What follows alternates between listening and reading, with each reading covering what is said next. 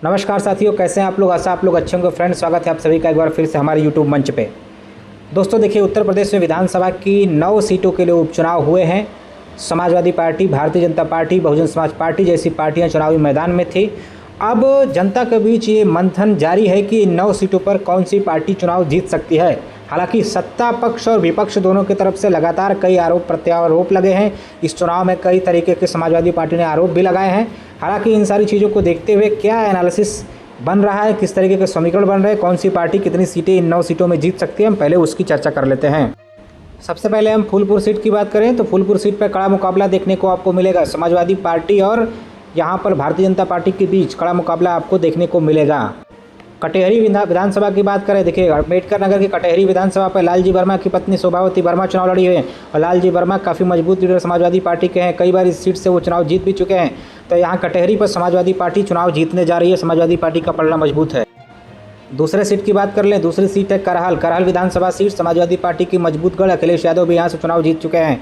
तो करहल में भी समाजवादी पार्टी को काफ़ी अच्छा खासा वोट मिला है। सपा इस सीट से जीत रही है। अगली सीट सीसामऊ सीट है। कानपुर की सीसामऊ सीट की अगर बात करें तो यहाँ पे कड़ा मुकाबला है समाजवादी पार्टी और भारतीय जनता पार्टी को।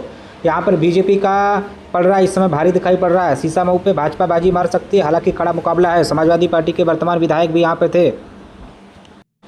नेक्स्ट सीट की बात करें मझवा की। मझवा में समाजवादी पार्टी और भारतीय जनता पार्टी के बीच कड़ा मुकाबला है। हालांकि मझवा की अगर हम बात करें तो यहाँ पे भारतीय जनता पार्टी को एज दिख रही है, लेकिन समाजवादी पार्टी भी कड़ी टक्कर दे रही है। तो मझवा में कुछ भी हो सकता है। दोनों ही पार्टियों के बीच कड़ा मुकाबला। नेक्स्ट हम अगली सीट की बात करें तो अगली सीट है गाजियाबाद की। गाजियाबाद सदर में बीजेपी और समाजवादी पार्टी के बीच में कड़ा मुकाबला है और यहाँ पर देखा जाए तो बीजेपी का पलड़ा भारी है। हालांकि वोट का टर्नआउट जिस तरीके से कम हुआ, हो सकता है यहाँ पे समाजवादी पार्टी बाजी मार कर इतिहास रच सकती है। नेक्स्ट अगली सीट की बात करें तो अगली सीट है खैर की। खैर में भारतीय जनता पार्टी काफ़ी मजबूत दिखाई पड़ रही है। बीजेपी और सपा के बीच कड़ा मुकाबला आपको देखने को मिलेगा, लेकिन भारतीय जनता पार्टी को एज है। यहाँ पे बीजेपी ये सीट जीत सकती है। अगली सीट की बात करें तो अगली सीट है मीरापुर की सीट। मीरापुर में समाजवादी पार्टी और भारतीय जनता पार्टी गठबंधन के प्रत्याशी आरएलडी प्रत्याशी में के बीच में जो है कि कड़ा मुकाबला आपको देखने को मिलेगा। हालांकि मीरापुर में बीजेपी एनडीए गठबंधन मजबूत है और ये सीट निकाल सकती है।